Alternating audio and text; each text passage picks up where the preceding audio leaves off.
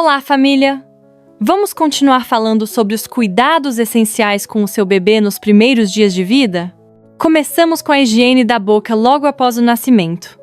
É comum que o bebê tenha secreções ou mucosidades, e é importante que a limpeza seja feita com suavidade, para não machucar a mucosa. Em alguns casos, é introduzida uma sondinha para verificar se as narinas, o esôfago e o estômago estão livres, permitindo uma respiração e alimentação seguras. Essa aspiração, feita com cuidado, também ajuda a evitar engasgos e regurgitações nas primeiras horas. Outro ponto essencial é a identificação do bebê.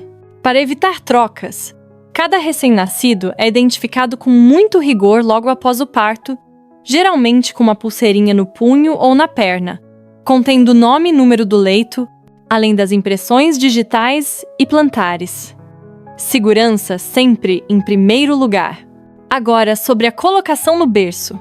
O bebê deve ser mantido com temperatura axilar acima de 36 graus. Caso contrário, ele precisa ser aquecido e examinado.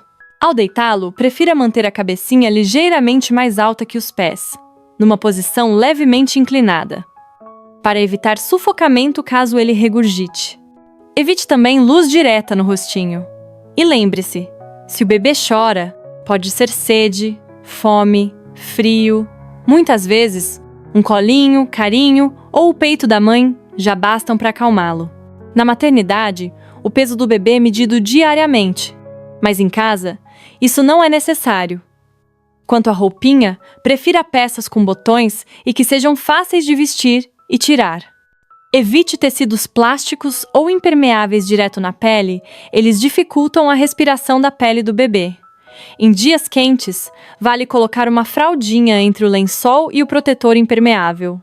E um tema delicado, mas muito importante: as visitas.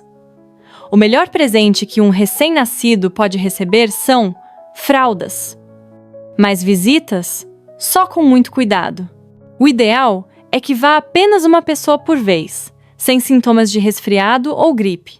Muita gente, falando alto ou tentando pegar o bebê logo que ele chega em casa, pode gerar estresse para a mãe e risco de infecção para o bebê. Manter o ambiente tranquilo, com pouca movimentação, é essencial para a adaptação do bebê. Ele não resfria por falta de roupa ou por uma janela aberta, mas sim pelo contato com pessoas doentes.